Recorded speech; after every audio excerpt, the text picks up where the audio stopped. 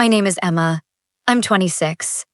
A marketing associate in Seattle, a city that's damp, cold, yet always buzzing with ambition and neon lights stabbing up into the night sky. I love my independence, my freedom, and those foggy mornings that make the world feel like it's still dreaming. But more than all that, I love Liam. He's a 28-year-old freelance engineer, so optimistic it sometimes drives me insane. His messy curls look like they're plotting a revolution of their own.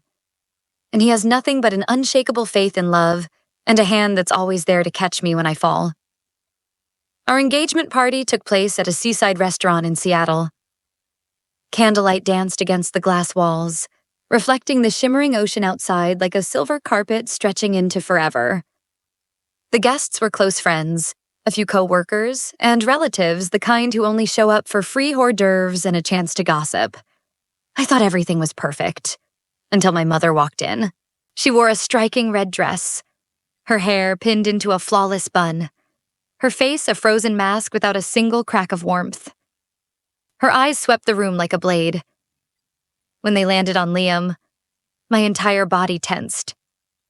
Liam tightened his grip on my hand, his palm drenched in sweat. I heard his breath turn ragged, saw pain and fury battling in his eyes.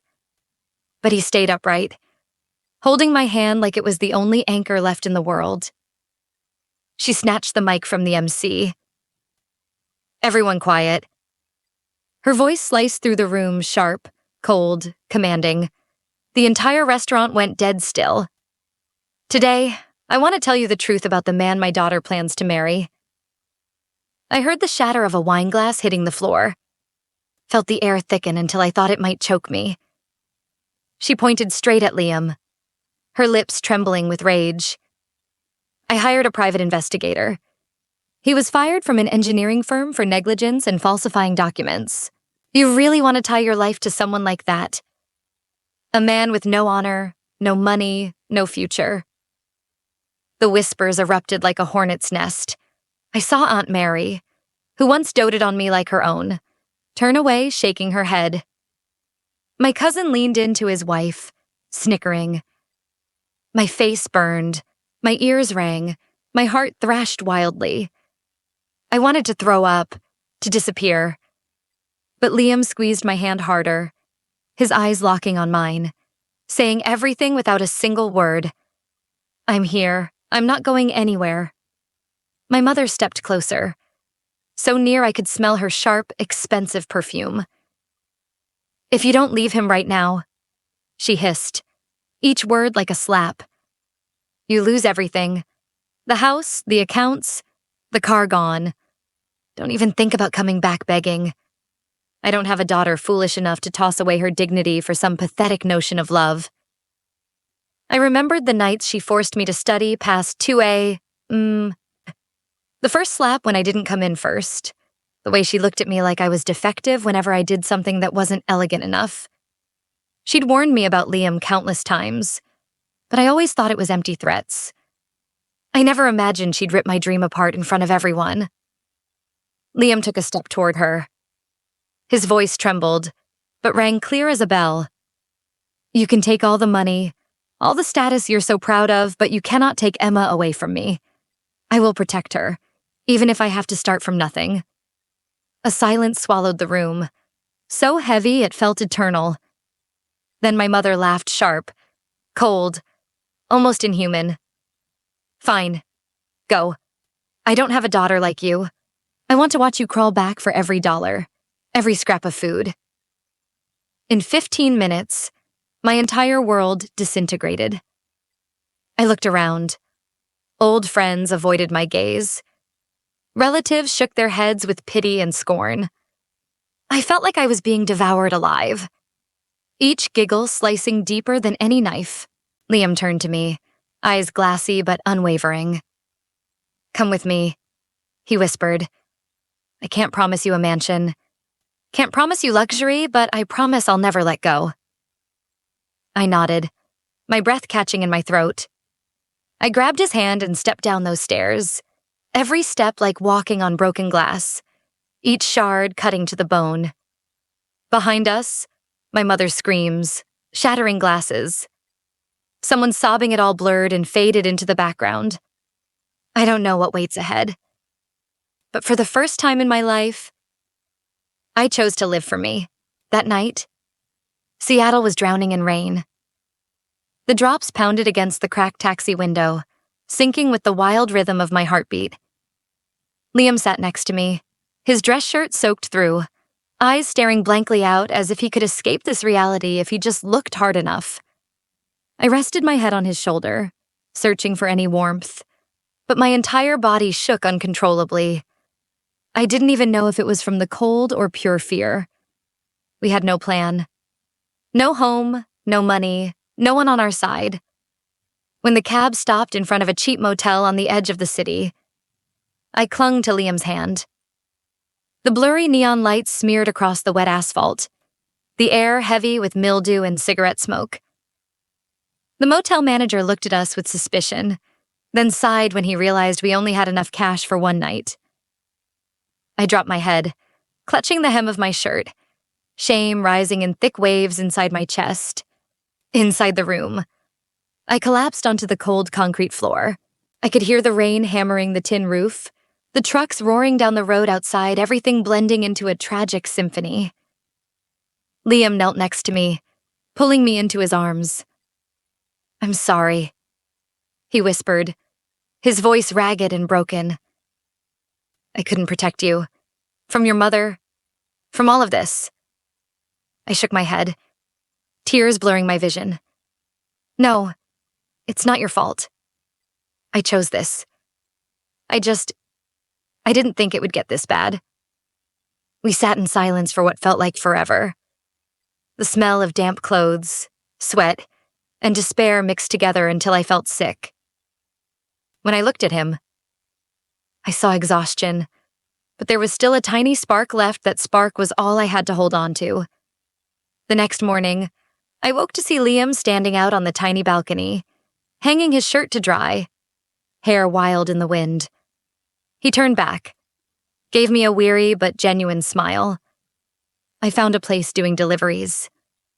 I'm gonna try to get the job today. You stay here and rest." "Okay." I nodded, my throat too tight to speak. He came over and pressed a gentle kiss to my forehead. "I promise I won't let you starve," he said, his voice equal parts firm and aching. That day, I started job hunting on the old phone I had secretly kept when I left home. A nearby diner needed a dishwasher. I didn't think twice. I called. The owner answered in a blunt, impatient tone. "Start tonight. No breaks. No trial pay." I nodded frantically even though he couldn't see me, my heart hammering like it would burst. That night, I came back reeking of food grease, hair sticky, my hands raw and stinging from chemical soap. Liam was waiting in the hallway, holding 2 cheap ramen cups. When he saw me, his eyes flickered with a glimmer of hope. We ate in silence, each noodle slipping down my throat, tasting only of salt and tears. In the days that followed, we lived purely to survive. During the day, Liam ran deliveries. At night, I hunched over sinks, scrubbing dishes until my spine screamed. Some days I bounced between 3 restaurants, shoving tissues into my apron to wipe away tears when I thought no one was looking. Our neighbors looked at us with scorn.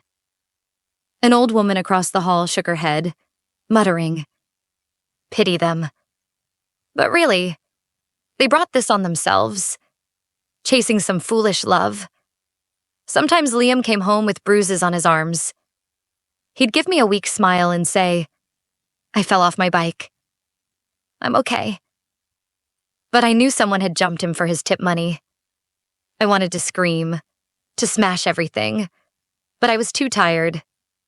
Every night, we clung to each other on the concrete floor, the cold seeping into our bones. The only thing real was the beating of our hearts. After almost 6 months, we couldn't even pay the motel rent anymore. The manager pounded on our door, screaming, "Pay up or get out." We moved into an even filthier room, Walls stained with mold, rats scurrying through the night. Liam started to retreat inside himself. Some nights, he'd just sit and stare at the ceiling for hours, fingers tracing an old photo of us back when we still believed the world was kind. But then he'd look at me, grip my hand tight, and whisper, "We're not giving up." "Right." I nodded, tears spilling over. I didn't know if I believed it myself, but I couldn't let that last light in his eyes go out. That night, holding each other in that crumbling room, I remembered what my mother had said at our engagement party. "I want to watch you crawl back for every dollar." I squeezed Liam tighter. And for the first time in my life, I understood when everything else is stripped away. The only thing that keeps us alive is love. The one thing my mother never understood. Time drifted by like Seattle's endless rain, gray and relentless. After nearly 2 years together in moldy motel rooms, we stopped fearing the bone-deep cold of winter nights or the mildew that crept into every strand of our hair. I got used to scrubbing dishes until my back screamed. My hands cracked and raw. Liam kept delivering orders. His shoes worn so thin they were almost torn apart, coming home every night soaked, shivering. Once, I asked him, "Do you regret it?" Choosing me, Liam looked at me, his eyes dark and red-rimmed, then shook his head. "I only regret not being able to give you what you truly deserve." We faded into society's blind spot. Old friends vanished, even the ones who once promised they'd be there no matter what. One day, I got a text from a college friend heard you're living in the rat holes of Seattle. "Such a shame you used to be your mom's pride." My hands shook as I read it, bit my lip, then deleted it immediately. Liam kept trying to drag me out of my nightly despair. Some days he'd come home with a bag of discounted bread, beaming like he'd just conquered the world. We'd split each piece, laughing loudly just to drown out the echo of our own hopeless sighs. Some nights I'd wake up and see him sitting against the wall, head buried in his hands, his shoulders shaking. I'd crawl over, place my hand on his shoulder. He wouldn't turn around, only whisper, "I'm so tired. So tired. But I can't fall.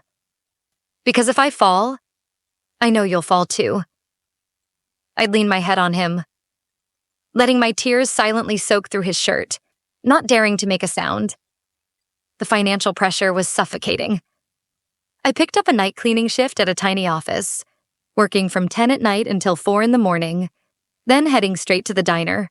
I remember one night, staring at my blurred reflection in a puddle on the office floor, thinking, is this the Emma my mother used to brag about?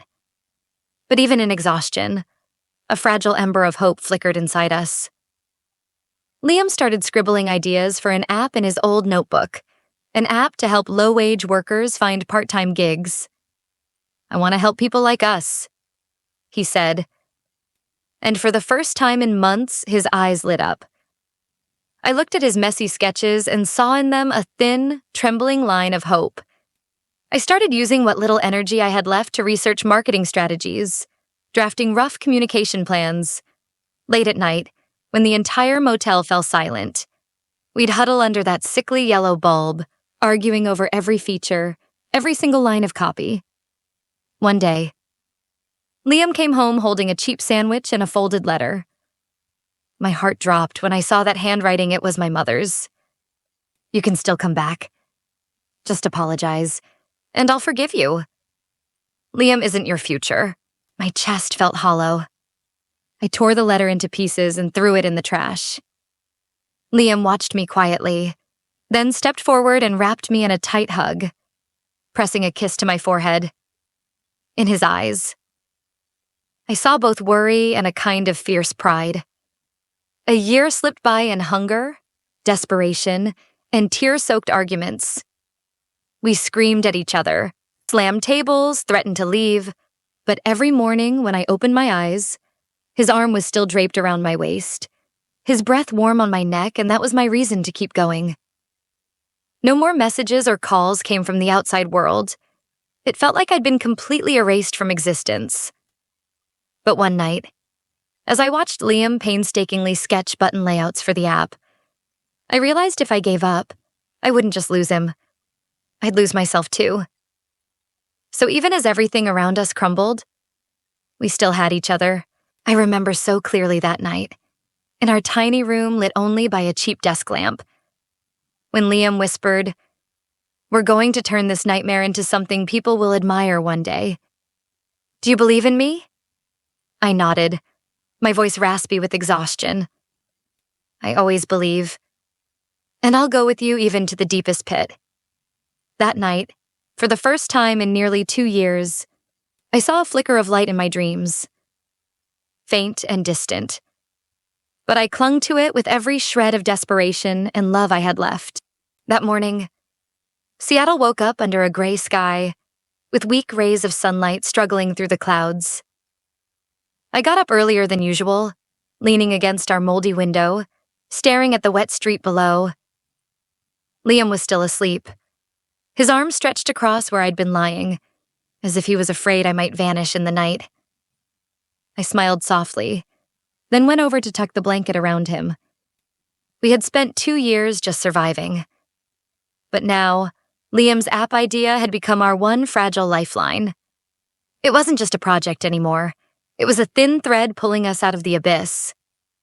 The app would help workers like us find part-time jobs more easily and safely, without being exploited or scammed. But turning an idea into reality was never easy. I snatched every free minute to learn about marketing plans, pitching to investors, building outreach strategies. Liam taught himself to code, line by line, through free online videos, some nights. We sketched diagrams on the floor in white chalk until our hands were covered in dust and our backs ached. One time, I gathered every ounce of courage I had and went to a free networking event at the community center. I wore the only dress I had left that wasn't torn, though its hem was already frayed. When I stepped into that bright, glossy hall, I felt every pair of eyes slicing into me, inspecting every pore. I took a deep breath and remembered that night my mother kicked me out of my engagement party. Today, I had nothing left to lose. After that event, I got in touch with an angel investor, Richard, an older man, experienced, who liked supporting community-driven projects. But he was blunt. "Interesting idea, but you lack funding, a team, and a network. Do you really think you can go far?" I swallowed hard, my hand clutching the edges of my pitch folder until they tore. "I'm not sure," I croaked out. "But I believe in myself. And I believe in my husband." He stared at me for a long time, then finally nodded slightly. "I'll think about it, but don't expect a miracle overnight." When I got back to the motel, I found Liam passed out on the table, next to our beat-up old laptop with the fan whirring like it might catch fire. I didn't have the heart to wake him, just placed my hand gently on his shoulder. He stirred, looked at me with red, exhausted eyes. "You fought for us today," I whispered. He pulled me into him, holding me so tight it felt like he was trying to keep me from evaporating into the nightmare around us. But reality didn't care about our devotion. A month later, the app was on the verge of collapse due to lack of funding, and we got hit with a lawsuit from a big company, accusing us of stealing their idea, demanding hundreds of thousands in damages. That night, Liam smashed our last intact plastic cup, then collapsed to the floor with his face buried in his hands. I didn't cry. I sat beside him, stroked his back, whispering, "Don't give up. If we die together. But I believe with everything I have left." Then, out of that final crack of despair, a miracle crawled in. Richard called 3 days later. "I'll invest," he said, "but only if you and your husband stay in charge. No selling to third parties." I burst into tears right there on the sidewalk, rain mixing with my sobs. I sprinted home and threw myself into Liam's arms. He froze for a second, then burst into a laugh, the first true laugh I'd heard from him in 2 years. We signed the contract and rented a tiny room to use as a temporary office, I started cold calling partners, writing marketing posts, and sharing our story online. Slowly, the community started paying attention. The posts spread. Workers from everywhere messaged us with their struggles and their gratitude. Downloads trickled in, then soared past 10,000 in just a few months. Liam became the face of our technical side, and I took on the strategic brain role.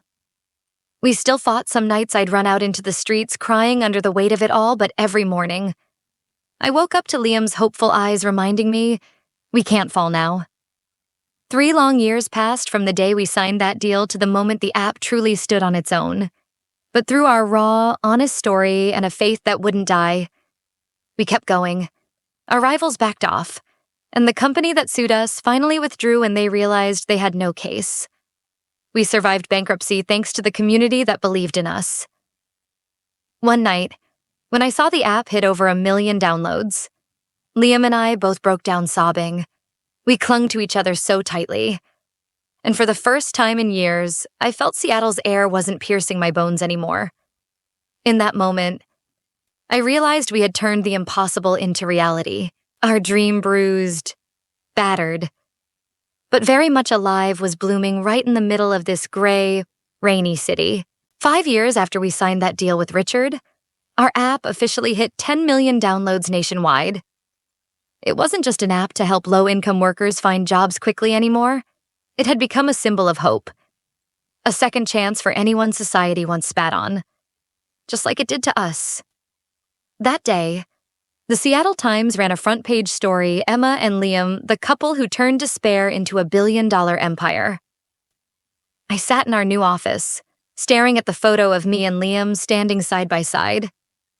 His eyes shone with pride. His hand resting gently on my back like a quiet promise I'm always here. Our office was on the top floor of a sleek glass tower in downtown Seattle. Every morning, I'd pull back the curtains and look out at the city sparkling below, remembering the nights we lay on that concrete floor, our hands locked together in mildew and rain. But maybe the wildest, most surreal part was when we decided to buy the mansion in Queen Anne, the same house my mother once lorded over as her kingdom. The house where she humiliated me in front of the entire world. A mansion with nearly 10 bedrooms, an indoor pool, and a garden full of white roses my mother used to brag about at every pretentious cocktail party.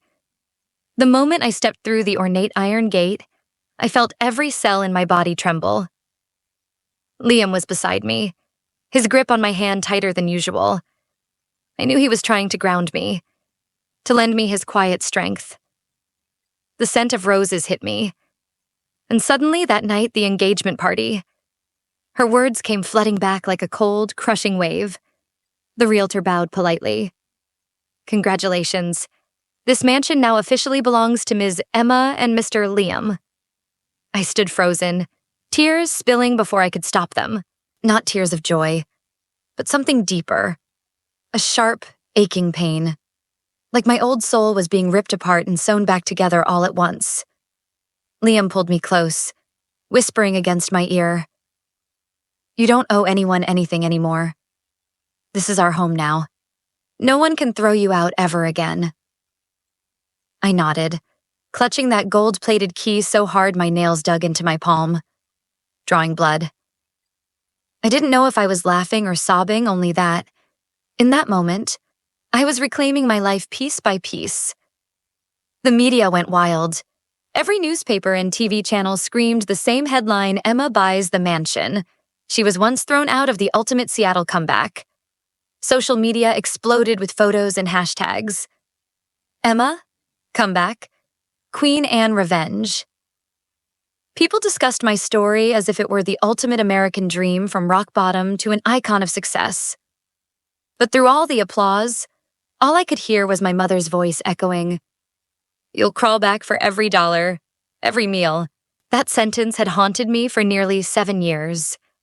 A dark shadow lurking behind every success.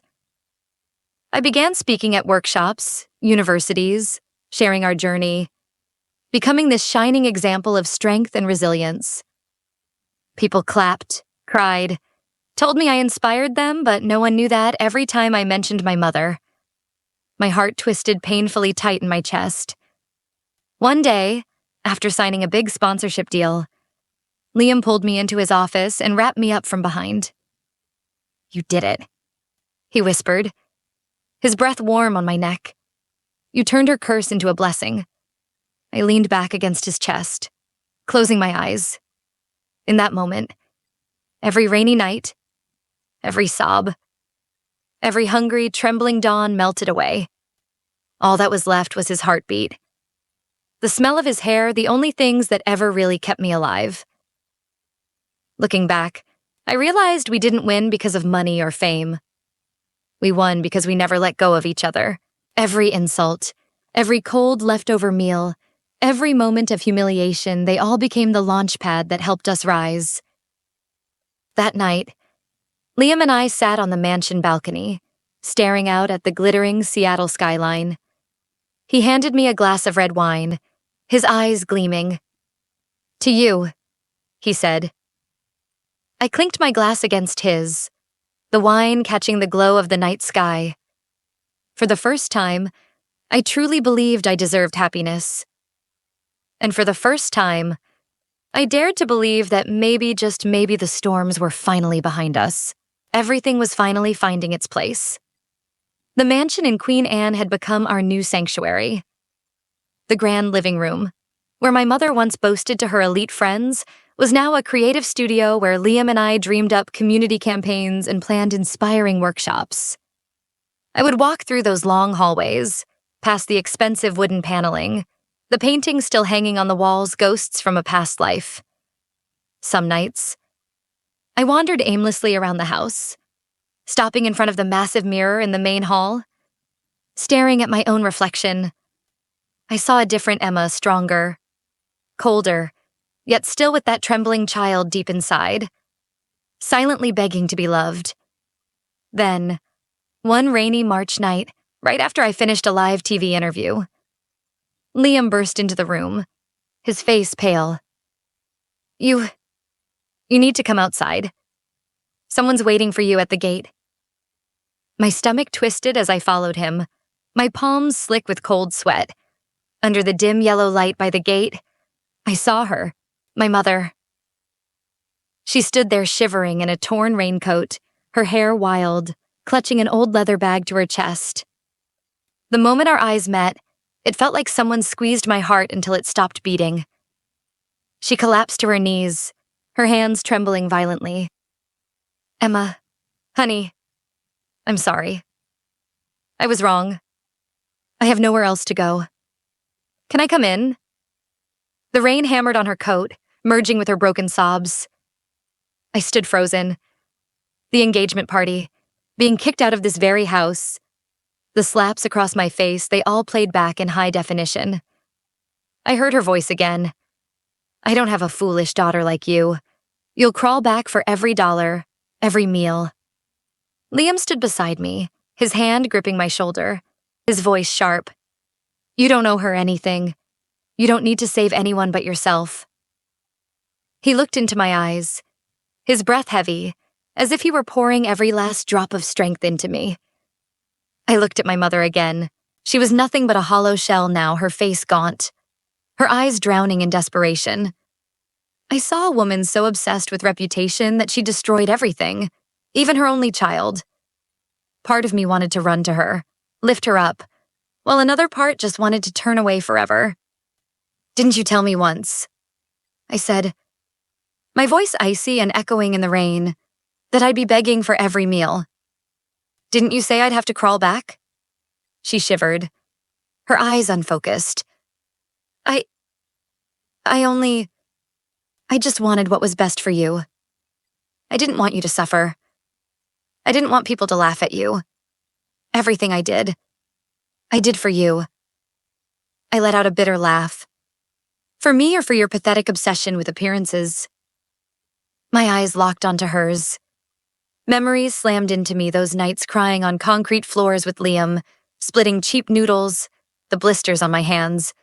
It all came crashing back. Liam remained silent, his grip on my shoulder tightening, as if he was ready to carry me away if I collapsed. I took a deep breath. Do you know, you didn't just destroy my life, you almost killed my faith in myself. My voice was eerily calm. My mother didn't answer. She just sobbed. Broken. Emma. Liam whispered, his voice shaking. I turned to look at him, then back at her. Get up, I said firmly. Come inside. I won't let you die out here like you once wanted me to die in poverty. I pointed toward the mansion. Her head shot up, her eyes wild, like a drowning woman who'd finally found a lifeline. But I stopped her, my tone sharp as a blade. You won't live here as the queen of this house. You'll be moved to the best care facility, with every comfort you need, but that's where it ends. No power, no influence, no cocktail parties. You'll spend the rest of your life thinking about everything you did. She collapsed again, sobbing so hard she couldn't breathe. I turned away, stepping inside. Liam followed, his hand gripping mine tight. In his eyes, I saw a deep, quiet pride, and I knew I had finally closed that bleeding wound on my own. Behind me, my mother's cries echoed through the rain-soaked Seattle night. But this time, I didn't look back. Liam stood behind me, wrapping his arms around my waist, his lips brushing softly against my shoulder. From now on, you don't have to prove anything to anyone, he said, his voice cracking. I nodded, a faint smile spreading across my lips. In that moment, it hit me the greatest revenge wasn't about watching my mother lose everything. It was about showing her and the entire world that I was still here, alive and thriving beyond anyone's wildest expectations. I had reclaimed my voice, my dignity, and, most importantly, myself. Below us, the crowd kept applauding. The glass windows shimmered, reflecting the two of us no longer trembling, no longer bowed. I closed my eyes and whispered to myself, finally, I chose me, and I won.